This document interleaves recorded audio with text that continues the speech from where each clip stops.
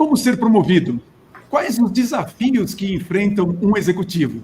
Você gostaria de saber o que fazer para ter um salário maior e subir na carreira executiva? Então, este episódio é para você.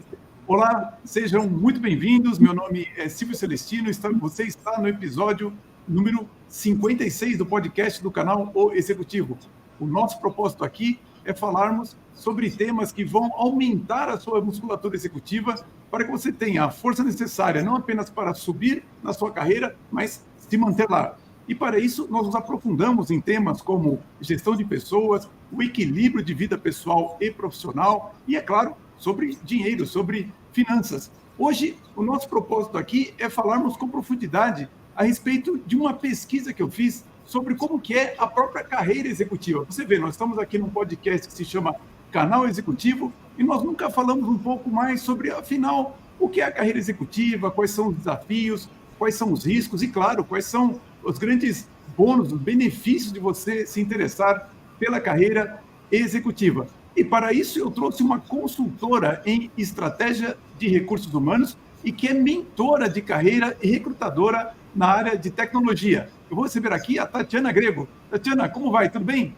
Olá, Silvia. Tudo muito bem. Muito obrigada pelo espaço. É um prazer enorme poder estar aqui com você hoje, com os assinantes do canal, com quem está nos assistindo. É um prazer enorme. Espero poder contribuir à altura hoje no nosso tema.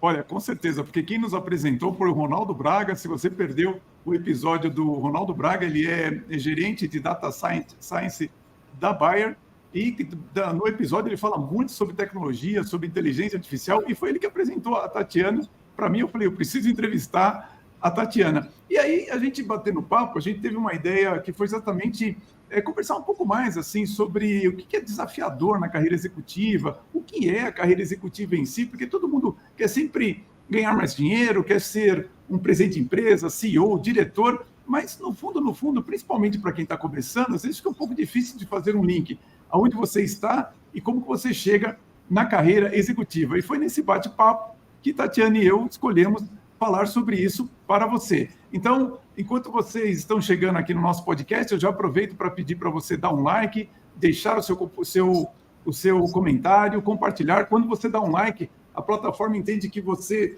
vai querer ser avisado quando surgir o próximo podcast. Às vezes acontece, o podcast está no ar e você não sabe porque você não deu like no podcast anterior. Então, dê um like, compartilhe, comente e não se esqueça, aqui embaixo tem um link para o canal, para a Conversa Controversa, para o nosso canal pago do podcast do Canal Executivo, onde nós falamos sobre temas um pouco mais polêmicos. A gente daqui a pouco vai falar um pouquinho quais serão os temas que Tatiana e eu vamos abordar. Então, você é muito bem-vindo no nosso canal exclusivo para assinantes. E, claro, não se esqueça do meu livro, O Líder Transformador, Como Transformar Pessoas em Líderes. Aliás, quando eu falo em líderes, é o líder executivo em foco, principalmente. E, Tatiana, para a gente começar essa nossa conversa, eu queria conhecer um pouquinho mais sobre a sua carreira. Eu queria saber qual que é a sua formação e, principalmente, qual que é a sua trajetória que levou você a se especializar em RH estratégico e até mesmo na seleção de executivos da área de tecnologia. Maravilha, vamos lá. Silvia, eu tenho 20 anos de carreira, apesar do rostinho jovem. Eu já estou há 20 anos no mercado. Eu sou formada em psicologia e aí, depois da formação em psicologia, foi onde eu descobri a área de recursos humanos. Tive a oportunidade ali, o leque da psicologia ele é muito vasto. Hoje a gente tem muito conhecimento do psicólogo dentro da área organizacional, mas também muito em clínica, com tratamentos terapêuticos, terapias, psicoterapias e essas áreas. Então, eu tive a oportunidade já desde o começo, falei, bom, já que eu estou aqui, curiosa que sou, vou entender um pouquinho melhor como eu, enquanto psicóloga, eu posso trabalhar no mercado. Então, eu passei pela área hospitalar, tive essa oportunidade de trabalhar na área hospitalar, foi, assim, enriquecedor, é um trabalho lindo demais, mas não era para mim. Então, depois disso, eu tive a oportunidade de passar por algumas outras áreas e entrei no RH logo nos 2 últimos anos de faculdade. Fiz estágio, consegui meu primeiro estágio e me apaixonei logo de cara pela área, era exatamente aquilo que eu queria e comecei a me aprofundar. Então, foram muitos anos, ainda estudo muito sobre pessoas, sobre a psicologia, sobre como isso se aplica na parte de desenvolvimento de liderança, de desenvolvimento de pessoas, e trabalhei em empresas, tanto nacionais quanto empresas multinacionais, já trabalhei para empresas americanas também, prestando serviço, e desde que eu segui carreira solo, que foi mais ou menos ali em 2016, 2017, foi quando eu comecei a atuar como consultora. Então, eu passei a atender outros tipos de projetos. Hoje eu trabalho não só com pessoa física, na parte de mentoria de carreira, mas também trabalho com empresas prestando serviços de consultoria, desde implementação de RH até projetos menores, como treinamentos, como alguns projetos que são mais de integração de equipe, alguns treinamentos específicos, palestras também. E é isso, o nosso trabalho, eu posso dizer que o nosso trabalho é muito bacana, eu sou muito feliz, sou muito grata por poder fazer o que eu faço hoje. Hoje a gente não só desenvolve pessoas, mas também, no meio dessa jornada, a gente faz grandes amigos. Não é à toa que a gente está aqui através do Ronaldo também. De cliente também se tornou um grande amigo. É interessante, né, Tatiana? Esse trabalho de nós sermos mentores, coaches executivos, acaba realmente, a gente tem que fazer um esforço muito grande, às vezes, para separar o lado profissional do lado pessoal, porque muitas vezes nós encontramos pessoas que, se nós não tivéssemos encontrado no nosso trabalho, com certeza seriam amigos nossos também. Então, ao longo do tempo, você vê, eu tenho um dos meus primeiros clientes, que foi o Mário Paiva, de 2000, eu conheci em 2003, ele acabou sendo meu padrinho de casamento quase 10 anos depois. Realmente nós acabamos ficando amigos, e até hoje nós conversamos, falamos sobre negócio. Então, é realmente uma profissão que te leva, às vezes, a conhecer pessoas muito interessantes e que vale muito a pena você conhecer e nutrir a amizade. E eu percebi na sua trajetória, Tatiana, que você foi muito para a área de tecnologia, também para empresas de tecnologia. Esse é o principal motivo que hoje você também trabalha com... Eu não entendi muito bem, você trabalha com recolocações ou com hunt de pessoas de tecnologia? Também, são trabalhos, na verdade, com um escopo um pouco diferente, né? Bom, eu comecei na área, uma das minhas primeiras empresas, enquanto recursos humanos, foi da área de tecnologia. E aí, sim, a partir daí, como tem um perfil muito específico, uma vez que você se especializa, né, que aquele monte de informação deixa de ser uma sopa de letrinhas e começa a fazer sentido, as oportunidades vão acontecendo. Quando você faz um bom trabalho, as oportunidades elas vão acontecendo ali. Então, você sai de uma empresa, vai para uma outra empresa que também é especializada. Eu tive um período ali que eu trabalhei em uma empresa de telecom, mas que tinha muito a ver ali da tecnologia. E aí, depois disso, foi só TI. Foi só tecnologia mesmo. Então, é muito bacana porque... para a empresa, são competências, são skills, né? São habilidades que a gente acaba desenvolvendo, primeiro, de pessoas, segundo, do negócio. Eu sempre falo, né? A posição de gestão de pessoas, de recursos humanos, a gente está pelo negócio. Sim. E a gente olha para as pessoas para entender como que elas vão fazer aquele negócio ali ser próspero e frutificar, dar mais resultados, né? É verdade, é verdade. Mas, antes de tudo, a gente precisa entender muito do negócio. O que é um negócio de tecnologia? E aí, desenvolvendo isso, foi que eu entrei na área, e eu sou apaixonada também pela área, e uma curiosidade aqui, não é à toa que eu me casei também com uma pessoa da área de tecnologia. É mesmo? Olha só, seu marido trabalha com o quê? Ele é arquiteto de software. Arquiteto de software, entendi. E essa sua experiência profissional na área de tecnologia, toda essa experiência que você me contou, que lições, que conhecimento que ela trouxe que você aplica hoje nos seus trabalhos? É um público, falando de perfil profissional? Sim, pode ser. Pode ser. É um público muito peculiar. E aí eu digo que o meu interesse, né, o que é bacana em trabalhar com o pessoal de TI, muita gente de desenvolvimento, principalmente, que é mais a minha área, são pessoas que têm um perfil comportamental diferente do meu. Então, eu digo que eu costumo aprender, porque eu sou mais comunicativa, eu tenho um perfil mais executor. Se a gente for falar ali dos quadrantes do DISC, eu tenho um dominante com um comunicativo mais bem desenvolvido. E muita gente da TI, eu vejo que tem um lado mais introspectivo. Tem, inclusive, um livro muito interessante da... Susan Cain? Susan Cain, exatamente, esse mesmo. Eu tenho a versão dele em inglês, e foi bem no comecinho da minha carreira que eu tive acesso a esse livro. Então, são pessoas que vivem num universo e têm um comportamento muito diferente do meu. Só que, ao entender que não é diferente, mas além de diferente ser complementar, eu aprendo muito. Então, você entender a forma de comunicação, a forma de conseguir realmente gerar essa conexão, sabe? E fazer com que eles performem muito bem também, entendendo esse perfil deles, porque são todos muito técnicos. E muitas vezes, quando a gente fala sobre autoconhecimento, muita gente vem falar, ela vem o papinho, né? E, na verdade, não. Quando eles se permitem realmente ouvir, entender e conhecer mais sobre eles, entender esse universo, caramba, eu posso dizer que é um voo, sabe? Então, assim, eu trabalhei com muita gente, não só de empresa, mas enquanto consultora mesmo, mentora de carreira, que os resultados são incríveis, incríveis. Então, skill, como eu falei, entender do negócio.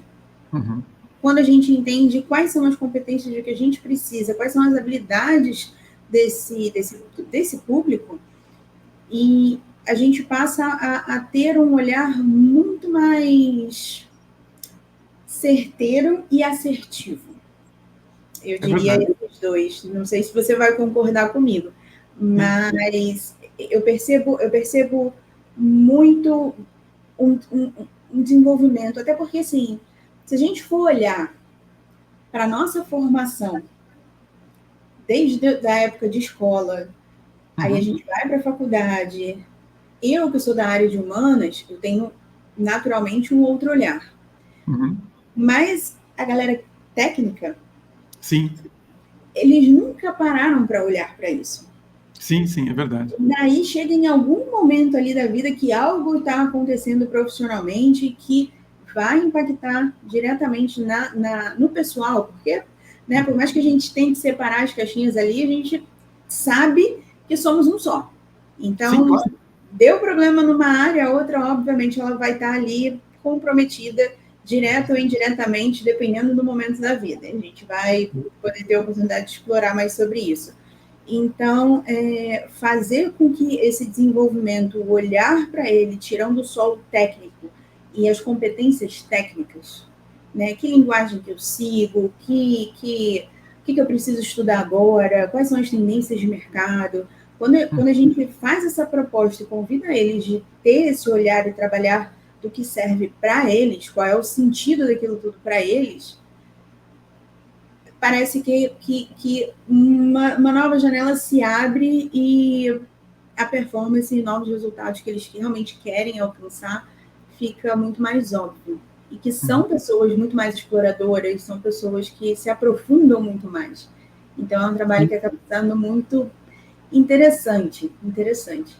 Inclusive, esse é o alerta que a Susan Cain faz no livro dela, que a pessoa que é introvertida, ela se aprofunda mais nos temas. E a pessoa que é mais extrovertida, ela tem esse relacionamento, essa preocupação de conversar e tudo mais. E que uma boa equipe, ela é formada pela composição, pela articulação desses dois tipos de profissionais para ela ficar mais completa. Se você quiser saber que livro que é isso que nós estamos falando, o nome dele é O Poder dos Quietos. E, aliás, assim, é muito interessante, eu gosto do subtítulo dele, que diz assim, como os introvertidos podem salvar um mundo que não para de falar. Gosto muito desse livro, ele é realmente um livro importante. Aliás, se você é de tecnologia, recomendo que você leia esse livro, você vai se interessar bastante. Mas, Tatiana, então vamos entrar nas perguntas que nós pesquisamos aqui e que são o que nós percebemos que as pessoas mais fazem a respeito da carreira executiva. E que, como nós estamos nisso há décadas, inclusive você levantou um ponto importante, quer dizer, a gente que trabalha como mentor, como coach executivo, nós fomos executivos também, então nós temos não apenas o jargão, mas já passamos pelos desafios, pelas dificuldades e também tivemos o bônus de estarmos na carreira executiva. Então, a primeira pergunta que surge aqui com muita frequência, qual que é a diferença entre um executivo e um gerente? O que você gostaria de colocar a respeito dessa questão? Essa pergunta é muito boa, né?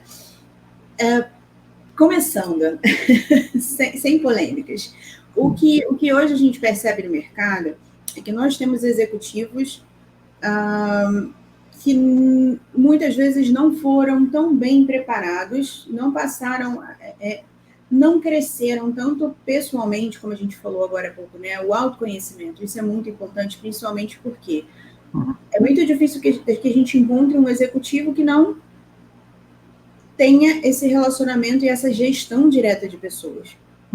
Então, para que ninguém nunca trabalha sozinho. Então, a gente precisa sempre ter essa composição e entender qual é o objetivo.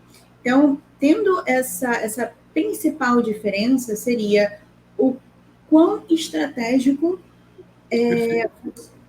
estão as atuações. Hoje, quando a gente fala do nível executivo, a gente está abordando ali o famoso C-Level, né? São os CEOs, são os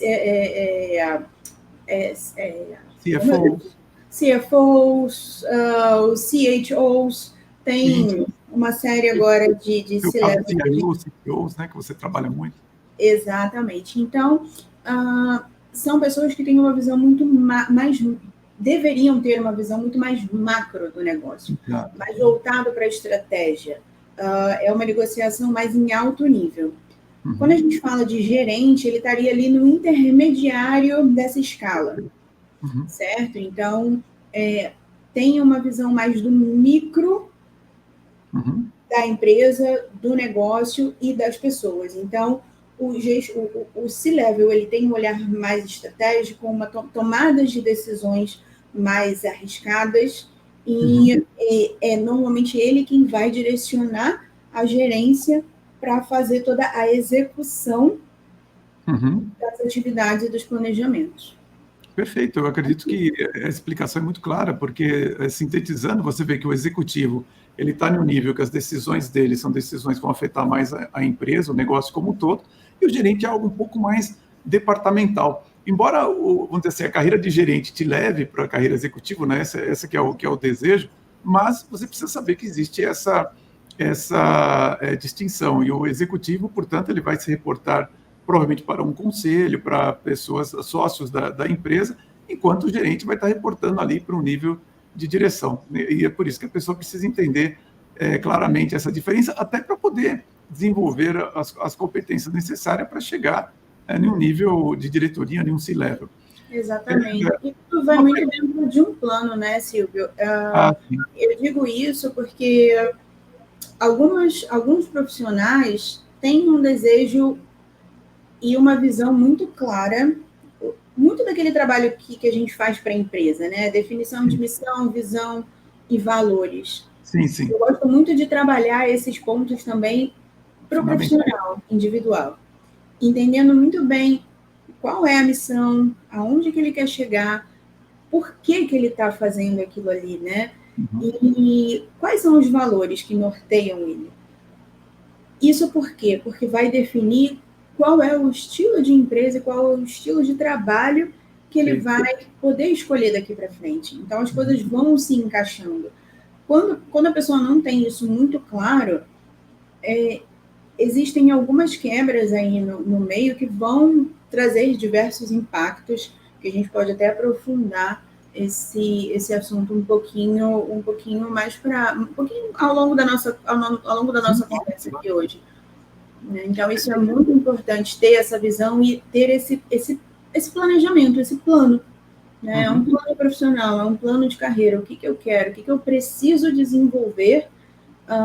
E quanto mais se sobe, né, nessa escala, nesses níveis profissionais, mais desafiador, mais, eu não digo nem comprometimento, eu acho que o comprometimento já vira algo natural. Mas o engajamento, ele entra muito forte nesse período profissional. Não sei se você concorda comigo e quer acrescentar. Eu acrescentaria apenas que é interessante os próprios executivos observarem que as empresas têm visão, valores, missão, e que tudo isso está sendo transmitido para pessoas. Então, evidentemente, você, como uma pessoa, também tem que ter uma visão, uma missão, valores bem claros, até para você saber que empresa se encaixa, você consegue aliar com ela, ou quais empresas você fala, bom, nessa empresa aqui eu não vou conseguir trabalhar, não vou conseguir me desenvolver, porque a cultura vai ser muito diferente da minha, então não vai se orientar. Então, eu acho importante realmente um trabalho que desperte as pessoas para isso. A única coisa que eu faço um pouco, vamos dizer assim, diferente é que eu trabalho muito também, Tatiana, a questão do plano de vida da pessoa. Muitas vezes a pessoa coloca o plano de carreira primeiro, mas ela não tem um plano de vida, ou seja, tudo aquilo que ela deseja que aconteça na vida dela como um todo, e não apenas no lado profissional. Então, a partir do momento que você tem um plano de vida, o seu plano de carreira ele vai suportar isso e vai ser mais fácil você fazer uma inversão, que eu digo, no pensamento das pessoas, que é assim, em geral as pessoas olham, a empresa tem um plano e a pessoa tem que se encaixar nesse plano. Na verdade, fala, olha, é o contrário, você também tem que ter um plano e tem que ver se a empresa se encaixa nesse seu plano de vida, mas realmente o que você disse é fundamental para o desenvolvimento das pessoas. Exatamente, concordo 100%. E agora vamos à sua experiência aqui também. Eu fiz uma breve pesquisa, mas com certeza quem está nos ouvindo quer saber, mas vem cá, se eu for executivo, quais são os executivos que ganham mais dinheiro? O que você acha? Que você chegou a ver alguma coisa nesse sentido? Chegou a fazer uma pesquisa? Na sua experiência, quais são os que ganham mais dinheiro? Vamos lá, eu posso dizer para você que depende. Sim. Depende, não tem uma resposta muito certa. Depende muito do porte da empresa, depende muito do nicho do negócio. É isso mesmo. Depende, então, eu acho que eu estaria sendo injusta se eu falasse, olha, um CTO ganha muito bem. Um C-level da área de... Um CMO, um C-level da área de marketing ganha muito bem. Depende muito porque tem o salário, quando a gente fala da remuneração. Normalmente, o salário que é pago ali em carteira, mês a mês, ele vai variar muito do quanto a empresa também tem a capacidade de poder prover para esses funcionários. Então, se a gente pode falar de números abertamente? Pode, claro, não tem problema nenhum. Se a gente for trabalhar ali, dependendo de uma empresa de grande porte, a gente estaria falando ali algo em torno de valor mensal, 40, 45, 50K, mais ou menos nessa média. E a partir daí, isso só de salário. Mas se a gente for olhar para a parte de composição de remuneração, normalmente um executivo ele já tem direito ao carro da empresa, né? Ele tem um pacote interessante também de bonificação, que vai variar dependendo também dos termos, da política, que pode ser trimestral, pode ser anual, pode ser bianual, pode ser trimestral também. Então, vai variar muito do mercado. Quando a gente fala do mercado de empresas nacionais, a gente, acredito que boa parte, assim, do meu conhecimento, não são salários tão robustos. Mas quando a gente já olha para empresas com multinacionais, sim. Né, estão aí presentes em boa parte do mundo, a gente já tem salários muito mais interessantes e, obviamente, em contrapartida, os desafios também são muito maiores. Também são maiores. Do idioma. Exatamente. Não basta só ter um português muito bom, mas normalmente você vai ter um executivo que é poliglota, que fala ali no mínimo um excelente inglês, que tem também um excelente nível de espanhol, muitas vezes também, dependendo da empresa, alemão. Muito comum hoje em dia também o mandarim. Mandarim, sim, é verdade. Mandarim. Então, são cargos que exigem muito preparo emocional, não só o técnico, para conseguir realmente ter executar um bom trabalho. Eu não tenho dúvida que o executivo ele precisa, no mínimo, falar um bom inglês para poder estar nesse cargo. Eu fiz um levantamento, Tatiana, vou compartilhar aqui com você. Bom, claro, né, quando a gente fala do cargo, nós estamos falando, os C-levels são que ganham mais, então, tanto o CEO, o CFO, o COO, etc., vão ser os cargos que vão ganhar mais. Agora, quais são as áreas que hoje são as que pagam mais? Então, toda a indústria financeira, evidentemente, bancos, questão de grandes fundos, as empresas que trabalham com capital de risco. A área de tecnologia também, você tem uma questão muito interessante, que é o fato de que os grandes players de tecnologia, eles pagam muito porque eles precisam reter esse pessoal. E não é fácil a disputa que existe entre as diversas empresas. Acho que quem está um pouco mais dentro da área está acompanhando o que acontece com o ChatGPT em relação a outros negócios, mas mesmo executivos que estão no Google, no Facebook, eles também são muito bem remunerados em função do que eles sabem e da importância deles para o mercado como um todo. A indústria farmacêutica de biotech... Oi, diga. Então, perdão, te interrompi. O interessante da área de tecnologia é que a gente consegue encontrar muitos especialistas que ganham salários tão bons quanto nível já gerencial. É verdade. Se aproximando ali também, às vezes, até do nível executivo, viu? É verdade. Até porque eles sabem fazer coisas que ninguém mais sabe, né, Tatiana? Então, é impressionante. Hoje, quando você vê o pessoal, como eu mencionei, do ChatGPT, esqueci o nome da empresa agora. Bom, que a Microsoft comprou. A OpenAI, exatamente. São executivos que, você vê, eles são quase celebridades hoje, porque todo mundo quer saber o que eles estão falando, o que eles estão fazendo, e o lançamento da última versão e tudo mais. São, na prática, verdadeiras celebridades no mundo, porque são muito exclusivos, realmente o que eles fazem. É difícil imaginar esses executivos em outros negócios, em outras empresas, né? Bom, indústria farmacêutica, sem sombra de dúvida, biotech, como já falei. Olha, uma indústria importante é de energia, petróleo, gás, energia renovável, tudo isso também está em alta. E uma coisa que aí que vai a importância do que a Tatiana falou, de você pensar na sua visão, missão, valores. Porque uma indústria que paga muito bem é a indústria de armamentos. Quer dizer, toda a indústria de defesa que faz tanque, míssil, tudo isso daí, os executivos são muito bem remunerados, é uma dos mercados que tem maior margem de resultado, então realmente acaba pagando muito bem. O setor de saúde, hospitais, seguro-saúde também tem uma remuneração muito interessante. E, por último, eu mencionaria a indústria de entretenimento, de mídia, né, de stream, filmes, e publicidade e propaganda. Então, assim, eu entendo que existe um leque grande de oportunidades para aqueles que se interessam pela carreira executiva, mas, por enquanto, estamos falando apenas do bônus de você ser um executivo. Daqui a pouco a gente fala do ônus, né, Tatiana? Exatamente.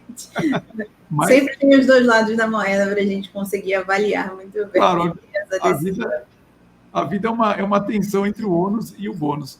E aí vem a seguinte pergunta, né, Tatiana? Tudo bem, estamos falando aqui do que é carreira executiva, a diferença de um executivo para um gerente, falamos quais são as áreas que pagam mais, mas o que fica na cabeça de todo mundo e agora, o que eu faço? O que eu tenho que aprender para ser um bom executivo na sua visão?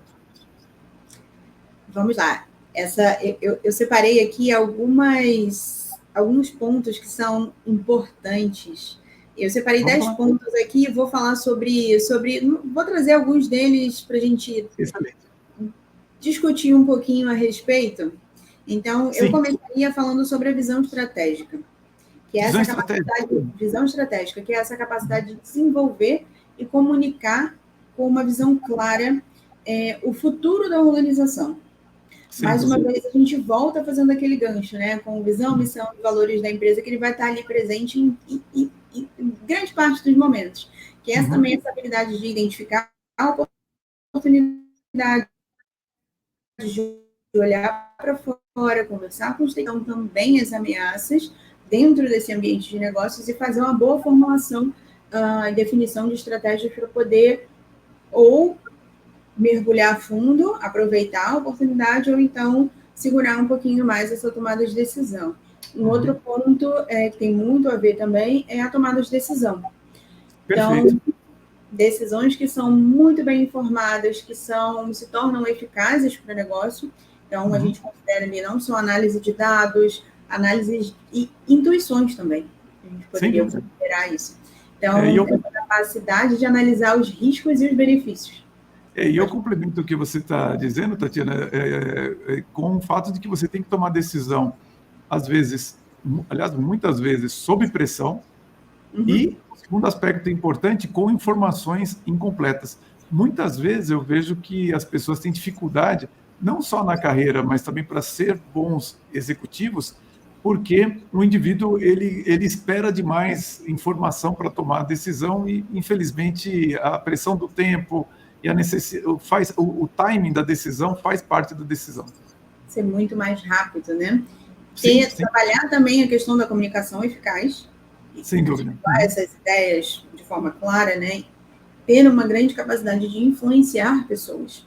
Sim, né? De argumentar, habilidade de ouvir atentamente, porque a gente está o tempo todo atendendo também, não só o nosso cliente interno, mas também os clientes externos, orientação para resultados, o pensamento crítico e analítico, trabalhar com gestão de mudanças, como você falou, né? Ter essa competência de liderar e estar voltado para esse gerenciamento de mudanças organizacionais. Se a gente fala da área de tecnologia, então a gente está falando de um mercado que é muito rápido. Tudo acontece muito rápido. E muitas vezes isso vai repercutir na sua equipe, no seu time. Então, eu queria só ilustrar, inclusive, Tatiana, se você me permite, você vê, há 2 anos, nós estávamos falando do quê? Nós estávamos falando de metaverso, lembra disso? Todo mundo falava de metaverso, inclusive, e a própria Meta meio que abortou o projeto ali e tal, demitiu pessoas, e hoje todo mundo só fala de inteligência artificial, quer dizer, quão veloz tem que ser o executivo para falar, bom, agora para aquilo ali, não é aquilo, o momento é disso aqui. Importante. Exatamente. E ser capaz de entender o quanto isso pode ajudar. Eu acompanhei muito, né, nesse último ano, esses últimos meses, com esse crescimento com essa entrada da inteligência artificial, muita gente falando, né, e agora vai tomar o nosso trabalho, muita gente vai perder, e com isso a gente para de olhar para as oportunidades. O quanto que isso é capaz de auxiliar e acelerar os nossos resultados, as nossas entregas. Então, a gente passa a ter tempo de olhar para a parte estratégica e ele ajuda muito a estruturar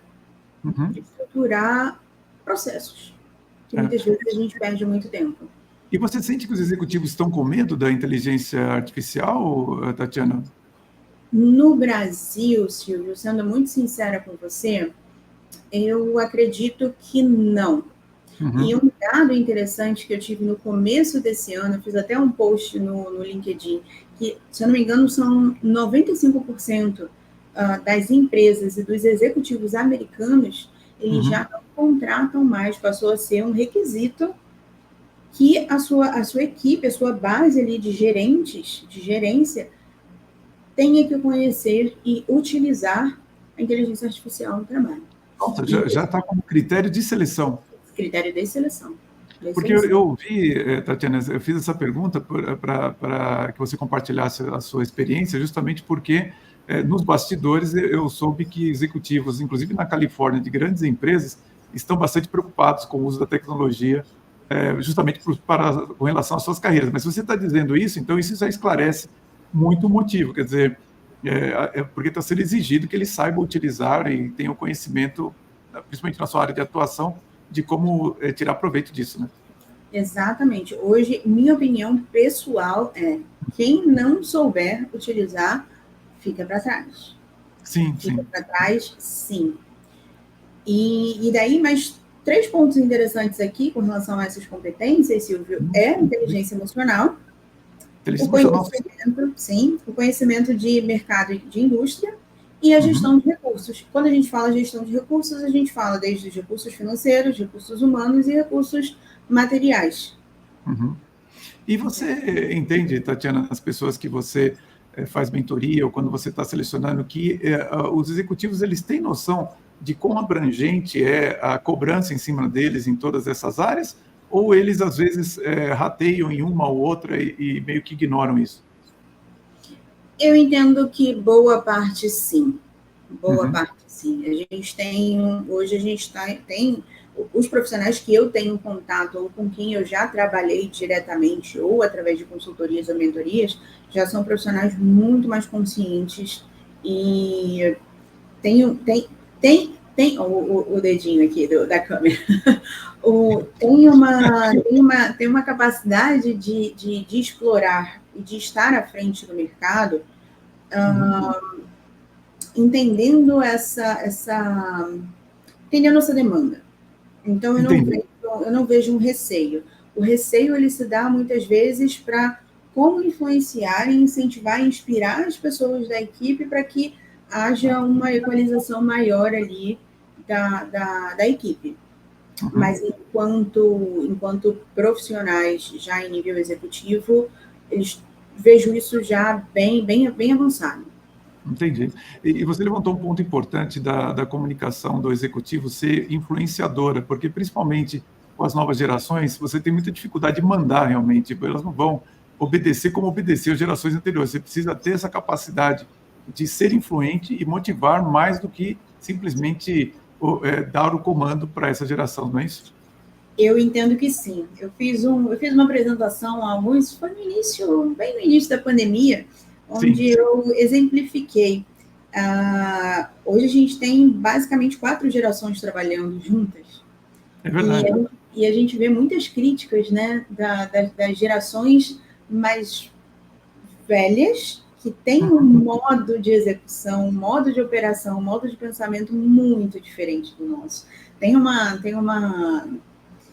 piada aqui, um meme que corre na internet hoje que fala, nossa, a geração dos meus pais, eu me sinto, como é que é? Me sinto muito inferior, porque a geração dos meus pais, com 30 anos, todo mundo já tinha apartamento, carro próprio, família formada e uma vida estável. Hoje a pessoa de 30 anos já não alcança isso de uma forma tão fácil.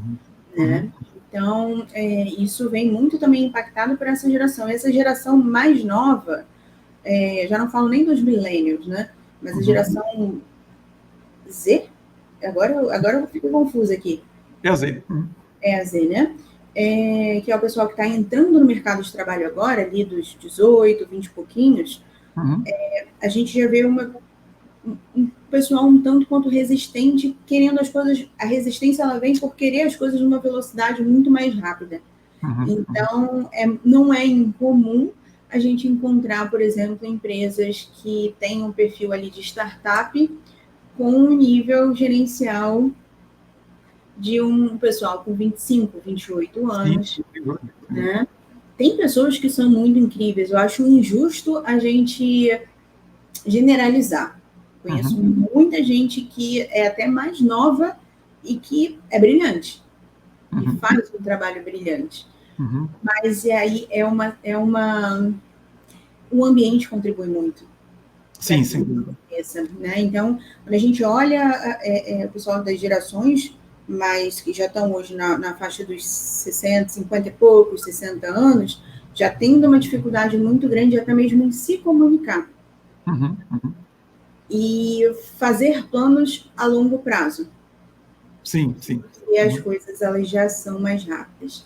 Como adequar isso no dia a dia é um desafio. É um desafio e requer bastante treinamento e paciência, eu diria isso. Com certeza. Eu vejo também alguns pontos que a gente não espera. Eu tenho visto muitos executivos reclamando assim que a geração Z não sabe usar o computador. E, de fato, a geração Z ela sabe usar o smartphone, ela não está acostumada a usar e-mail, mal sabe usar um Word, às vezes, um PowerPoint para fazer uma apresentação. Tudo isso são coisas que, para quem vem da geração anterior, evidentemente sabe do ambiente empresarial, são ferramentas básicas de trabalho, mas quem está ali acostumado com o smartphone faz um monte de coisa, mas não sabe fazer aquilo que é o que está dentro da empresa, uma vez que a empresa precisa dessas ferramentas por conta de processos, de uma comunicação, de uma ideia até para as pessoas. Então, assim, realmente são alguns gaps que todas as gerações têm, essa também vai ter que fazer. Eu colocaria algo importante também. Bom, não sei se você acabou a sua lista de quais são as competências. Foram os 10 itens aqui que eu selecionei que eu achei que fossem mais pertinentes para... achei que bateu muito bem, muito com a minha. Assim, eu acrescentaria apenas dois pontos apenas. Bom, um terceiro, talvez.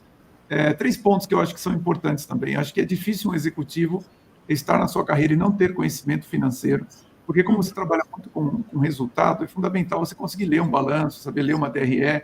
Tudo isso são informações que você precisa compreender o que é um fluxo de caixa e por que ele é tão importante para a empresa, uma vez que, principalmente agora que eu vejo que a gente está entrando num momento muito crítico na economia, a pessoa que não sabe gerir um fluxo de caixa, que não entende o que o balanço está alertando, o que um DRE está alertando, vai ter dificuldade na sua carreira executiva.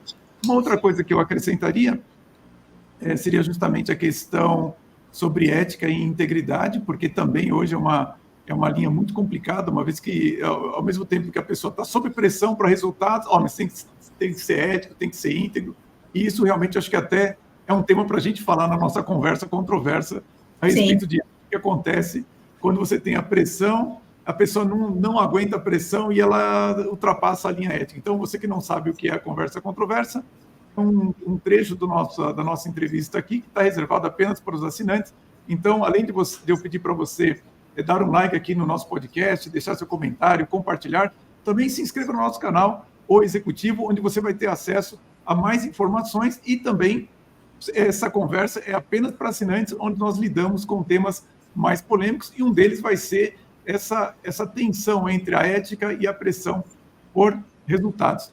E uma outra coisa que eu coloquei também aqui, Tatiana, que eu acho que é importante para o executivo, principalmente, eu imagino que você deve encontrar executivos nessa situação, quando eles estão buscando emprego, é a questão dele ter uma preocupação com a sua rede de contato. Você encontra executivos com dificuldades para gerir o seu network? Bastante, bastante. Isso é algo que eu incentivo muito. Primeiro, enquanto, né, na posição de recursos humanos e também falando, vestindo aqui a capa do chapéu, exatamente, a capa, o chapéu como headhunter, sim. A grande verdade é que a minha preferência de trabalho nunca foi anunciar uma vaga. O anúncio da vaga, ele vem por outras questões. Fazer, sim, talvez, elevar ali o nome da empresa, até porque quando a gente fala de posições executivas, são posições muito estratégicas, que envolvem informações que são confidenciais, certo? Então, é muito delicado você publicar uma posição como essa no mercado e captar, através de currículos e aplicações, um head, por exemplo. Então, se essa promoção ela não vem acontecendo dentro de uma mesma empresa, é muito mais comum que ela seja feita através de convite. E o convite vem através do networking. Então, a minha recomendação é que, se você estiver começando no mercado de trabalho hoje, seja você um analista, seja você até mesmo um estagiário, um nível gerencial, e quer seguir, enveredar, né, por essa área executiva, desenvolva muito bem. Tem um termo que eu acho super interessante, né, sobre o networking, que é: sim, seja interessado, seja interessante e não seja interesseiro. Repete para nós, Tatiana, então, vamos lá. Seja interessado, interessante e não interesseiro. Porque é um setor que muitas vezes as pessoas acham e falam: nossa, agora a corda do bicho pegou aqui. Preciso ativar a minha rede. Só que você nunca procurou ninguém. A pessoa muitas vezes já te mandou uma mensagem querendo qualquer coisa. Sabe? Posso te mandar um currículo? Ou, né, vamos tomar um café, e você nunca sabe, não deu nenhuma palhinha. Exatamente, para ajudar de forma genuína, sabe? Alguém, quando você precisa, você também não vai ter essa atenção. Então, o networking, ele vem muito disso, né? É um café virtual. Hoje a gente tem acesso a pessoas que estão no Brasil inteiro, no mundo afora, que a gente pode marcar um café virtual, um papinho de 30 minutos, e aí como você está, né? O que você tem feito hoje, como é que estão os desafios do mercado aí da sua área. Então, fazer essa manutenção e essa mantenção do contato é extremamente interessante. E muitas vezes as pessoas elas preferem se isolar e só entendem o tamanho da necessidade quando precisa.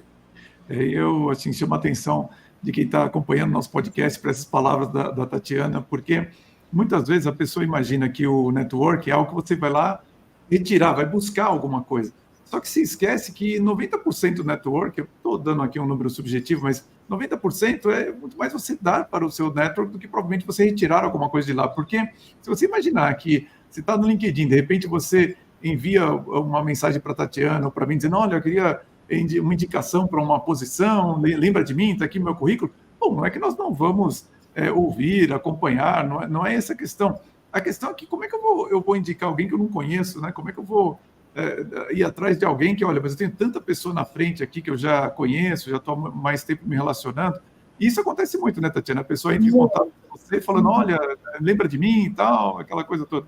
Muito. E às vezes acontece muito com gente que a gente não conhece. Às Sim, vezes, exatamente. é muito comum vir um pedido de conexão que não faz sentido, né? Não é que não faça sentido. Como é que eu posso colocar isso de uma forma bacana, né, para quem está ouvindo a gente? É como se eu estivesse batendo na porta da sua casa. Estou batendo aí, chego na porta da sua casa e falo... Isso, exatamente. Só bati.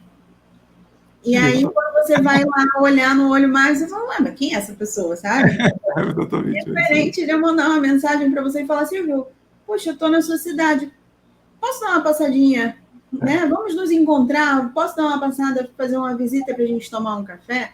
Ou seja, sim, eu me apresento antes, eu digo por que claro, eu estou ali, é lidar com gente.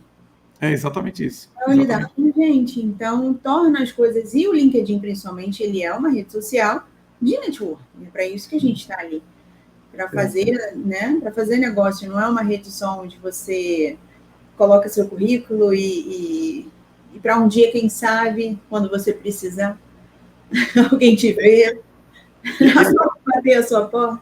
E aquela situação, já aconteceu com você, de você tenta falar com uma pessoa, você quer apresentar o seu trabalho, quer fazer uma venda e tudo mais, a pessoa nunca nem responde nenhuma ligação sua. De repente, aquela pessoa perde o emprego e fala, Tatiana, olha, que bom, né, queria bater um papo com você. Acontece também? Acontece sim. E entendendo essa movimentação e sabendo que, como a gente falou no começo, né? Nós não fomos treinados para isso, nós não fomos educados para isso. A gente simplesmente vive ali naquele mundinho e, de repente, quando a gente precisa, a gente fala, nossa, e agora? Como eu me viro? Como é que eu saio daqui, né, desse status? Então, você vai procurar ajuda. Mas entender que, assim, o puxar uma conversa, como a gente falou há pouco, né? O ser interessante, ser interessado e não interesseiro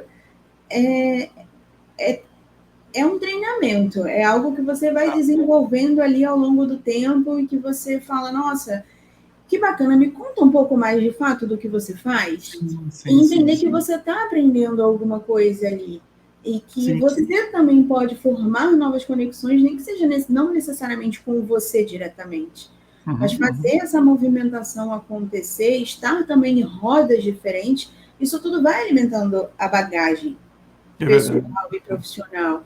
Né? Então, conseguir estar presente em rodas de discussão, em eventos presenciais, eventos online, tudo isso torna essa experiência muito mais rica e muita coisa acontece daí, onde muitas vezes a gente menos espera. Assim, no fundo, né, Tatiana, é claro que, dando um ar de muita realidade para essa situação, todo executivo tem uma agenda muito complexa, mas você gerenciar o seu network faz parte da gestão da carreira de um executivo. Então, é claro que você não vai responder 100% de todo mundo que quer falar com você, até porque muitas vezes você é uma pessoa conhecida e todo mundo está querendo te vender alguma coisa, mas você precisa ter uma seleção, um critério de seleção, quem que você vai atender, uma sequência, para que não ocorra isso que eu falei, quer dizer, agora que eu perdi emprego, agora que eu vou ligar para a Tatiana, falar, Tatiana, por favor, me dá uma atenção. Você fala, puxa, mas eu estou aqui tentando falar com você há anos, e agora que você não está mais no lugar que me interessava, você quer minha atenção. Então, é um alerta importante para quem quer gerir a sua carreira, né? É ser estratégico, né? Entender exatamente assim, em que mesa que você senta, né? Em que mesa que você gostaria de estar. E como se planejar e como executar isso. Porque eu entendo que muita gente tem essa dificuldade, né? Não é confortável, muitas vezes não é gostosinho, sabe? E você sente que essa é uma dificuldade, por exemplo, mais acentuada para executivo de tecnologia por conta daquilo que você mencionou, dele ser mais introvertido? Executivo, não. Não. Não. Para a área técnica, sim. Sim. Executivo, não. Executivo, ou seja, aquele que talvez quer ser no executivo e está na área técnica, às vezes ele é introvertido e tem dificuldade com essa questão. Mas o executivo já não. Mesmo de tecnologia, ele já tem um relacionamento melhor. Ele já tem isso bem desenvolvido, até porque estar muito presente, muitas vezes é um público que está muito presente em comunidade, já ajuda muito a comunidade, então tem uma rede forte, entende? É verdade, é verdade. Você sabe que, apesar de eu ter saído da área de tecnologia há mais de 20 anos, até hoje eu faço parte de grupos de WhatsApp de profissionais de tecnologia. E sempre quando eu penso em sair, surge alguma dica, alguma coisa, e falo, putz, eu preciso continuar. Não dá para sair, tem que ficar aqui. Não dá. A sua área de origem, aliás, né, Tatiana, você não perde nunca mais, não tem como. Tem um carinho especial que fica ali. Obrigado a ele. Bom, Tatiana, nós vimos então o que é ser o executivo, qual a diferença do executivo para gerente, quais são as competências. Aliás, foi muito rico tudo isso que você colocou aqui a respeito de quais são as competências do executivo. Mas aí, bom, falamos também quanto que ganha, né? Onde que ganha mais na carreira executiva. E aí vem a pergunta, bom, mas vamos supor, eu estou entrando na minha carreira, virei supervisor, sou gerente, o que eu tenho que estudar, o que eu tenho que aprender, então, para ser executivo, uma vez que tem essas competências todas? Porque, por exemplo, você falou das competências, né? Mas não existe assim um curso, um MBA em como eu tenha mais inteligência emocional, né? Ou seja, o que eu tenho que fazer para me tornar um executivo? Vamos lá. Primeiro, conhecer muito bem do técnico, ter essa base, o fundamento, os alicerces ali dos fundamentos, né, do negócio, da sua área técnica, da sua especificidade. Isso tem que estar muito bem alinhado. Segundo, conhecer de gente. E conhecer de negócios, de mercado. Então, estar muito presente. A questão financeira que você trouxe é muito importante. Porque, como a gente trouxe, né, uma das competências, ela vai ter que ser capaz de gerir e de olhar números. Muitas vezes, quando a gente vê, né, nos últimos tempos, a gente tem visto muitos layoffs, por exemplo. Sim, é verdade. Então, como é que isso acontece? Como é que vem essa demanda? Qual é o critério de escolha? Quem sai, quem fica? Sem dúvida. O como que é justo, o quanto que é injusto. Sim. Isso tudo acontecer. E quando a gente fala, né, um número muito presente, não são números, são pessoas. Sim. Muitas vezes a decisão técnica ela é pautada em números, infelizmente, ou felizmente. Então, até porque quando a gente entende o mundo do negócio, a gente sabe que aquilo ali precisa ter uma engrenagem rodando muito bem azeitada para que faça sentido ter aquelas pessoas ali, uma coisa não faz sentido sem a outra. Então, ter esse conhecimento para analisar, análise de dados. Sem números, a gente não consegue dar um próximo passo de uma forma segura e bem fundamentada. Então, eu resumiria toda essa minha explicação aqui em ter uma boa análise de dados. Eu entendo que realmente toda a formação do executivo passa exatamente por tudo isso que você está dizendo, principalmente você ter uma... É interessante, né, Tatiana? Não é necessariamente você ter uma formação em administração de empresas, porque muitos executivos que eu conheço são formados, na verdade, em engenharia. Ou seja, isso que a Tatiana está dizendo de você estudar, se formar na sua área de atuação, então você não precisa necessariamente ser um administrador, você pode estudar engenharia. Acho que ter uma pós-graduação é importante, um MBA, eu diria que aqui no Brasil é fundamental. É interessante que eu tenho um amigo que estudou na Alemanha e lá realmente a exigência é enorme. Você ser um doutor, um PhD, meio que ser você e todo mundo. E, na verdade, eles disputam quem tem mais de um doutorado, quem tem mais. Mas aqui no Brasil, eu acho que um MBA está de bom tamanho para quem quer seguir a sua carreira, desenvolver sua carreira aqui. E aí, Tatiana, eu queria que você falasse um pouquinho onde que entra, por exemplo, a sua atuação como mentora. Que tipo de... Vamos supor, a pessoa fez um MBA, a pessoa estudou, ela conhece a sua área de atuação, a carreira dela está se desenvolvendo, mas ela sente que tem algum gap, alguma deficiência, ou para ir realmente para um cargo de direção, um C-level, alguma coisa assim, ou estando nessa posição, ela precisa aprender algo. O que seria esse algo que traria essa pessoa, por exemplo, para uma mentoria de carreira como a que você faz? Excelente. São diversos pontos. Muitas vezes, e você sabe muito bem o que eu vou falar, a resposta ela está dentro da própria pessoa. Uhum. Ela sabe. O nosso papel, muitas vezes, olha, eu já passei por aí, pode não dar muito certo esse caminho. Vamos repensar? Sim, sim. Mas a decisão final, às vezes a gente faz algumas provocações e orientações, mas a resposta, ela está dentro da pessoa. E é isso que o nosso trabalho principal é fazê-la enxergar e chegar nessa tomada de decisão e enxergar esse ponto que é, digamos assim, a virada de chave, né? É uma palavra clichê, um termo clichê hoje em dia, mas é um clichê que faz sentido. Sim. E para que ela consiga realmente enxergar qual o momento que ela está vivenciando, o que satisfaz, o que não satisfaz, o que ela entende como sucesso. Esse é um ponto muito importante, né? Quando a gente fala sucesso, eu costumo dizer que sucesso é uma palavra grávida, porque ela tem um significado diferente para cada um. É verdade. Então, o que quer dizer sucesso para aquela pessoa? Muitas vezes quero ser o provedor da minha família. Uhum. Para mim, eu ter um final de semana onde eu possa estar com a minha família, ter um momento de lazer, acordar cedo, fazer meu exercício, ou ter meus momentos de lazer com amigos, isso é muito importante. É verdade. Então, a gente volta mais uma vez naquela questão dos quais são os seus valores, né? E quais são os propósitos, realmente, assim, entendendo o propósito, o porquê que levou a gente a fazer aquilo ali, o porquê que a gente acorda todo dia, senta na mesa do computador ou vai até o trabalho e desenvolve o que a gente desenvolve. Torna tudo muito mais claro, traz essa clareza. Então, torna um pouco mais leve, por vezes, a jornada que ela pode ser um pouquinho desafiadora. Uhum. E hoje, quando você vê... Desculpa, eu não te interrompi? Não. É isso.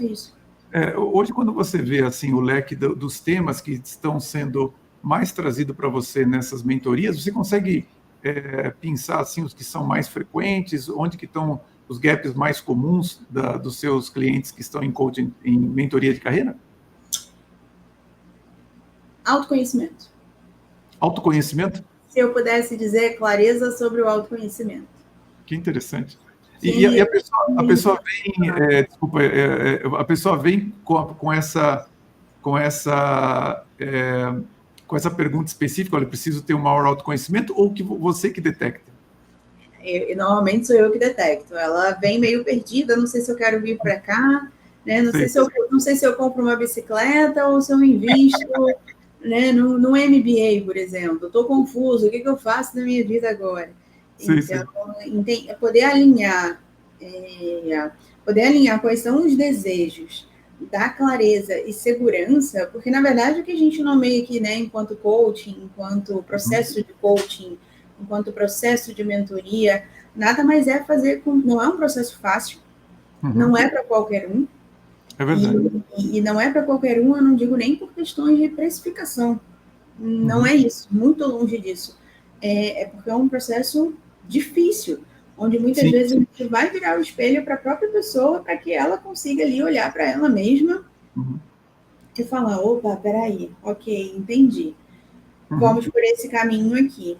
Então, é algo que você precisa realmente entender, colocar a mão na massa, executar, voltar, ajustar, lidar com um pouquinho de frustração, lidar com as vitórias, lidar com as situações mais difíceis, mais desafiadoras, e deixar que as coisas se assentem para poder seguir em frente. Quando a gente fala de autoconhecimento,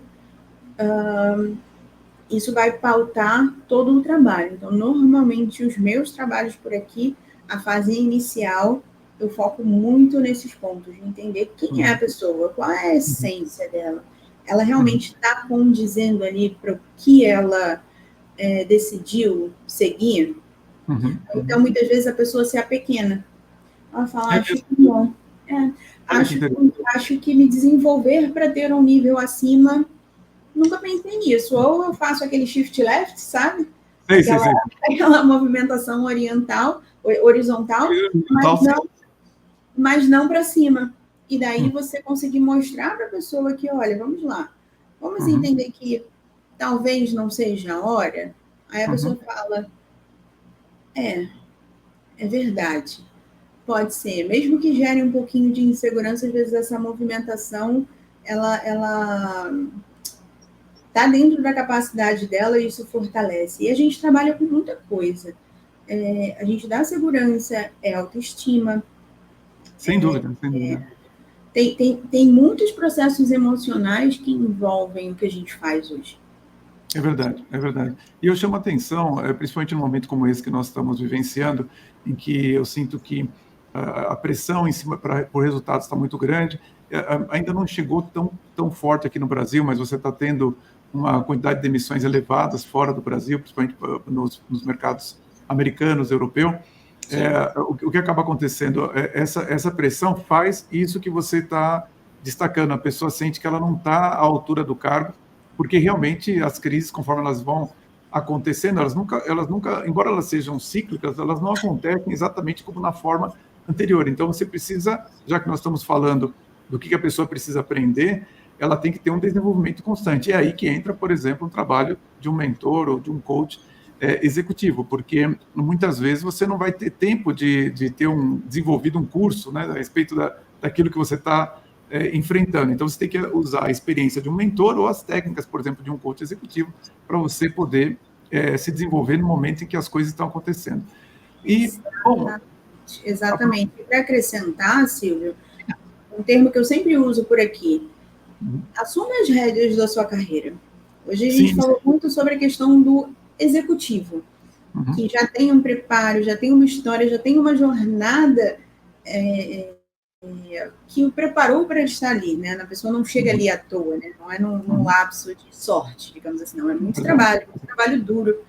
Agora, assumir as rédeas no sentido de não esperar a empresa te orientar, te dar um feedback.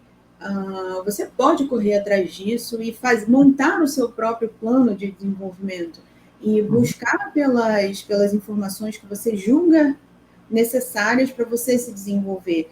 A gente fala muito, né, de pontos de desenvolvimento e pontos os pontos fortes e os pontos fracos, né, digamos assim, numa linguagem bem básica, para ficar claro. Muitas vezes eu percebo, discorda de mim se você achar que eu tô errada, tá, Silvia? Mas eu foco muito no vamos desenvolver o que você tem de forte. E não focar no fraco, porque a gente está olhando para o seu potencial. E como é que você pode dar mais daquilo ali? Então, muitas vezes a gente erra o foco. A gente vai focar em desenvolver algo que vai trazer mais transtorno e vai ter uma curva de aprendizado muito maior do que, de fato, focar em algo que ela é boa, é muito boa, para tornar ela excelente. E esse vai ser o diferencial. Eu não apenas concordo, Tatiana, eu quero até reforçar isso que você está dizendo para algumas pessoas que às vezes podem ter ouvido o que a Tatiana falou e pensar assim, mas como que é isso? Assim, eu vou focar o ponto forte quando eu tenho um ponto fraco? Então, você precisa ter consciência de quais são as suas fortalezas para você desenvolver aquilo que você precisa. Então, por exemplo, se você fala assim, dá um exemplo muito simples, assim, olha, eu preciso ter mais iniciativa, que, aliás, é algo que você tem que aprender. O executivo ele tem que ter iniciativa para se desenvolver. Mas você sabe que um ponto forte seu é, por exemplo, você ser uma pessoa estudiosa, uma pessoa que gosta de aprender as coisas. Então, a partir do momento que você sabe que essa é uma qualidade que você tem, você sabe que para você desenvolver a iniciativa, você precisa estudar algo, você precisa aprender algo conforme você desenvolve essa iniciativa. Então, cada uma das suas qualidades vai ajudar você a desenvolver um ponto que você considera que precisa evoluir. Daí a importância de você saber as suas fortalezas e, principalmente, saber utilizá-las de maneira a dirimir os seus gaps. Aliás, eu penso que no passado, Tatiana, realmente as pessoas ficavam muito focadas em não ter gaps, imaginando que como se isso fosse possível. Quer dizer, não posso ter gap nenhum, eu tenho que saber tudo. Não dá. O que você faz é usar a sua fortaleza para diminuir, endereçar, lidar com as suas fraquezas. É por aí que a gente... É por isso que a gente desenvolve a equipe e o time vai fazer esse trabalho melhor do que a gente. Exatamente. É a nossa praia. Né? Exatamente. Ter uma equipe que seja complementar ou suplementar, que acrescente aquilo que nós temos, nós não temos. Né? E aproveito, então, para fazer um convite novamente para você, deixar um like, compartilhar essa live. Aliás, Tatiana, eu estou gostando muito de todas as suas orientações, espero que as pessoas estejam compreendendo e, mais do que isso, sabendo anotar os seus insights e suas ideias, que são valiosas para as carreiras de muita gente que quer ser executiva. Então, deixe seu like, compartilhe, deixe um comentário aqui conosco e, é claro, se inscreva no nosso canal, onde você vai ter acesso à conversa controversa e a mais conteúdo além do que a gente coloca aqui. E quero aproveitar também e cumprimentar as pessoas que estão nos ouvindo agora pelo Spotify. Eu estou começando a colocar os nossos episódios também no Spotify, então sejam muito bem-vindos. E também aguardo pelo seu comentário, que você esteja no nosso canal também exclusivo para os assinantes. E não se esqueça do meu livro, O Líder Transformador, Como Transformar Pessoas em Líderes, onde eu falo muito sobre todos esses assuntos de como ser um executivo, quais são as competências que você precisa desenvolver e, principalmente, como desenvolvê-las. Gostaria de saber agora, na sua experiência, como que a gente sintetiza a vida de um executivo? Quer dizer, o que acontece na vida de um executivo? Ele acorda de manhã e aí acontece o quê? Normalmente, um bom executivo, eu digo que hoje em dia ele já começa o dia, digamos que se energizando, fazendo algum tipo de exercício, tendo algum tempo ali para ele se concentrar nas atividades da rotina e do dia a dia. Então, é um trabalho com muito foco. São pessoas que lidam com problemas, desafios que envolvem vidas de muitas pessoas. Negociações, processos de negociação, num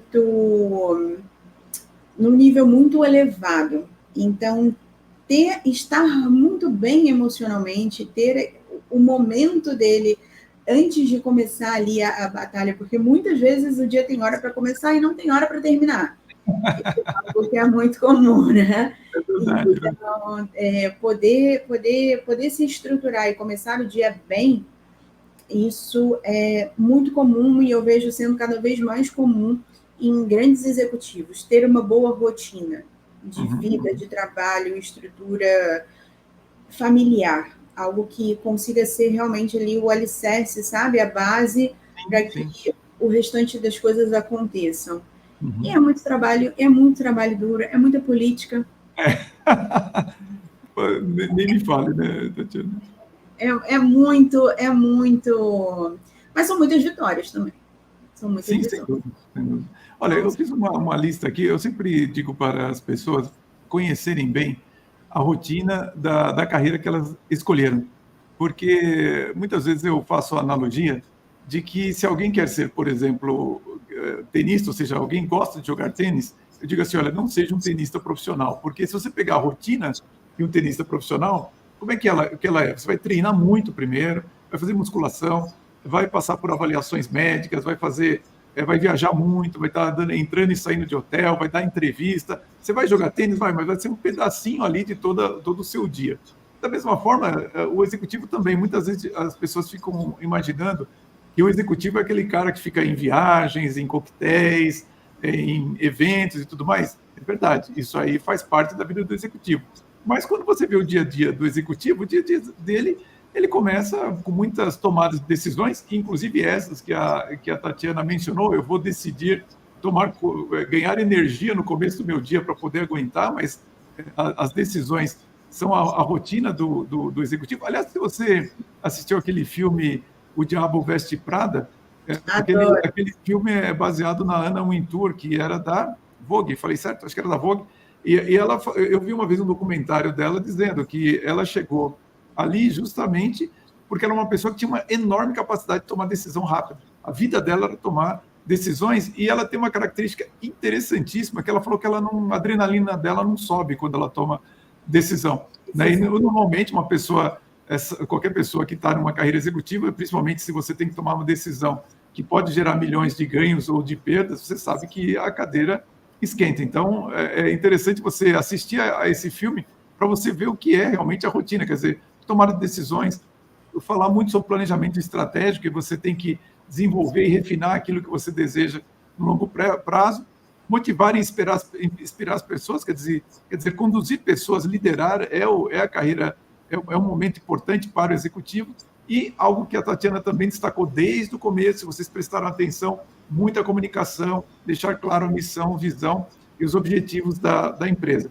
Trabalho pesado, é claro que se você quer ter uma compensação alta, salário, bônus, ações, você vai trabalhar muito como executivo. Mas a rotina do executivo, falando sinteticamente sobre os pontos que eu levantaria, além desses que a Tatiana muito bem mencionou, são essas, e é por isso que um executivo, em geral, é difícil um executivo ser influencer, né, Tatiana? Porque a vida do executivo não é assim tão emocionante quanto a vida de um surfista, um tenista, não tem tanto para você ver. Aliás, a vida dele é muito parecida com a nossa, às vezes, né? A gente está sempre na frente do computador, né, numa reunião online, né? Essa é a vida. Eu diria até, Silvio, que a vida é emocionante, porém ela não é tão instagramável. Ela não é tão instagramável, é verdade, eu concordo com isso. Pessoal, então aqui a gente, já indo para a nossa conclusão, a gente viu então o que é ser um executivo, qual a diferença de um executivo para um gerente, quanto que ganha um executivo, né, quais são os valores que estão associados, e falamos até um pouquinho sobre os mercados que pagam mais, as competências que você tem que desenvolver, como desenvolver tudo aquilo que você precisa para ser um executivo, e agora falamos também um pouquinho sobre qual é a rotina, quais são o que acontece no dia a dia do executivo. Indo já para o nosso final e até já se preparando, nos preparando, melhor dizendo, para a conversa controversa, eu queria que você falasse um pouquinho, Tatiana, então, quais são as agruras, quais são os desafios de ser um executivo? Como eu falei um pouquinho antes, né? Eu trouxe a polêmica, eu adiantei um pouquinho da polêmica, que é essa questão da política, né? É o ser muito comunicativo, é o ser muito estratégico, é saber muito bem que passo tomar, quando tomar esse passo, ter essa capacidade de decisão e ser muito centrado. Eu acho que isso é um ponto muito, muito importante, porque é muita pressão que se lida no dia a dia. Então, isso impacta, entendendo que somos seres, né, únicos, que não conseguimos separar as nossas vidas, né? Aqui é o profissional e não envolvo o profissional com o pessoal. Então, entendendo muito bem que o nível de estresse, muitas vezes, ele vai ser um pouco mais elevado. Por quê? Como a gente falou, são muitos fatores de decisão e decisões que muitas vezes impactam vidas de talvez até milhares de pessoas. Milhares de pessoas. Exatamente. Então, é uma responsabilidade muito grande que está nas suas mãos. Às vezes, numa tomada de decisão, obviamente que essas decisões elas não são tomadas sozinhas, né? Ninguém toma uma decisão de tamanha importância sozinha, mas estar ali sempre atento e saber se comunicar, saber ter esse poder de persuasão, de convencer e entender muito bem do mercado para conseguir ser muito assertivo em apontar boas decisões, tudo isso faz com que a gente consiga olhar um pouco para o outro lado e entender para onde isso também pode levar quando desequilibrado. É verdade. Quando a gente entra ali num desequilíbrio, né? isso impacta a vida familiar. Muitas vezes são pessoas que têm filhos, que não conseguem dar atenção devida a filhos. Então, não vê o filho crescer. Muitas vezes a gente vê altos executivos que decidem abandonar a carreira e, por vezes, empreender em algo que seja um pouco mais calmo, um pouco mais leve, talvez até algo que era um hobby, né, lá atrás, e passa a ser uma função, um trabalho, de fato, porque muitas vezes o que eu ouço muito por aqui eu não vi o meu filho crescer. Né? Sim. Eu impactei a minha família por uma decisão, mas que muitas vezes esse trabalho ele não acontece em 5 anos, ele não acontece em 10 anos, ele se prolonga por dezenas de anos. E pode se tornar até não sei se você vai concordar comigo, às vezes a pessoa ela não sabe viver sem aquelas emoções, sabe? Aquela adrenalina, né? Aquela adrenalina, exatamente. Se torna algo necessário na vida. É verdade. Então, saber equilibrar isso também é muito complicado. Eu diria que um bom mentor, uma boa terapia para acompanhar, um bom coaching para acompanhar, um bom processo de coaching também para acompanhar e estabilizar, saber equilibrar e tornar isso o mais saudável possível. Sem dúvida. É essencial.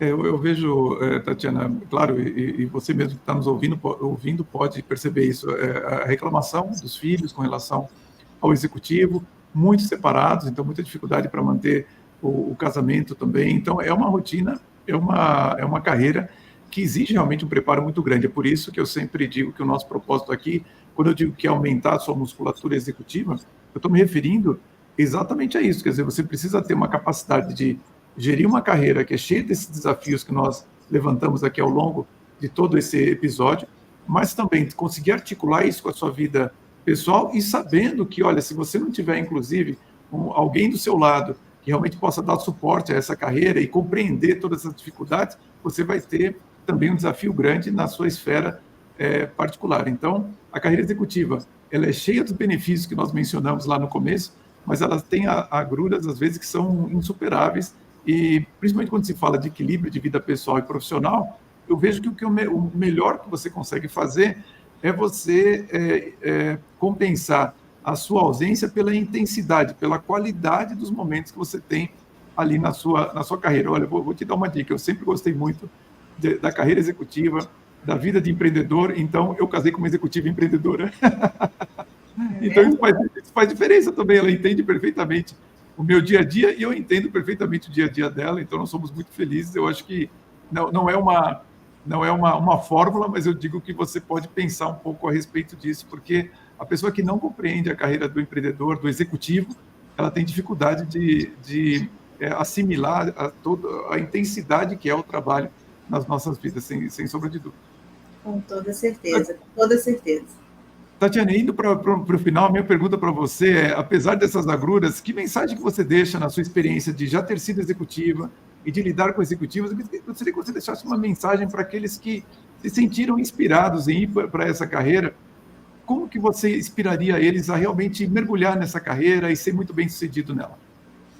Vamos lá, a mensagem final ela fica muito sobre o aspecto do trabalho duro, trabalho com mudança de perspectiva e impacto na vida de muitas pessoas. Então, pode parecer um pouco fora de órbita, talvez, quando a gente fala, né, em como você quer mudar o mundo, né? Mas, de fato, não necessariamente o que você pode contribuir de grandioso que vale a pena todo esse esforço no final do dia. Então, celebrar as conquistas, estar sempre reconhecendo o potencial e a potência que você é, para que, no final das contas, por que isso tudo valeu a pena? Porque vale a pena. Mas é entender quais são as razões e estar muito disposto a tomar boas decisões, muitas vezes a correr riscos, a estar no mundo que não é glamuroso, mas Sim. que no final das contas poder ajudar pessoas, seja com tecnologia, seja com marketing, seja no mundo financeiro, e causar um impacto das maravilhas que as empresas hoje conseguem prover e ajudar nós, pessoas normais, no nosso desenvolvimento, no nosso dia a dia, para melhorar, né? Quais são as soluções que podem ser melhor entregues, digamos assim. Acho que essa seria a mensagem. Tenha disposição e garra naquilo que é feito. É verdade. Eu não apenas endosso suas palavras, Tatiana, como eu vejo que os executivos são os verdadeiros líderes de construção que nós temos no mundo. Quer que você esteja assistindo esse episódio no seu computador ou no seu smartphone, saiba que teve um executivo aí por trás dele que deu um duro danado para fazer chegar esses equipamentos até você. Então, por isso que eu tenho muito respeito pelo fato de que vejo que a atividade executiva no mundo é que acaba construindo realmente o mundo da forma como nós o conhecemos e leva benefício a tantas pessoas. Eu respeito muito a liderança política, militar, mas eu vejo que a liderança executiva é a liderança que realmente constrói esse mundo no qual nós estamos. E, Tatiana, finalizando, eu queria agradecer muito pela sua presença aqui no nosso podcast. Quando o Ronaldo me falou de você e na nossa conversa, você disse que estava montando uma área de RH de uma empresa como um projeto. Eu falei, puxa vida, que experiência uma pessoa tem que ter para, como alguém externo, montar uma área de RH completa dentro de uma empresa. Então, eu adorei assim, todas as suas colocações, a forma como você conseguiu simplificar o que é a carreira executiva para todas as pessoas que estão ouvindo agora. Então, eu só posso agradecer pela sua participação aqui no nosso podcast do canal O Executivo. Foi um grande prazer tê-la aqui. Silvio, eu que agradeço imensamente a oportunidade, primeiro, que você me abriu de poder estar aqui tendo essa conversa. E não à toa, nosso primeiro bate-papo foram quase 2 horas de duração e poderia ter ficado muito mais ali se não fossem os outros compromissos. Então, isso é muito legal. Isso significa que temos muito ainda para contribuir e para poder trazer esse mundo afora aí, os conceitos de desenvolvimento no mundo executivo, como chegar lá, como se desenvolver. E muito obrigada pelo espaço, muito obrigada pelo reconhecimento e pelo carinho. Ok, muito obrigado mesmo.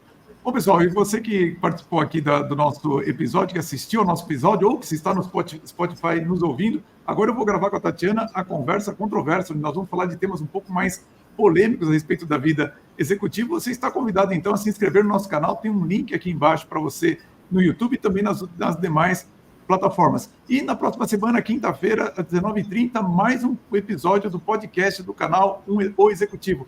Você é muito bem-vindo. Um grande abraço e até lá.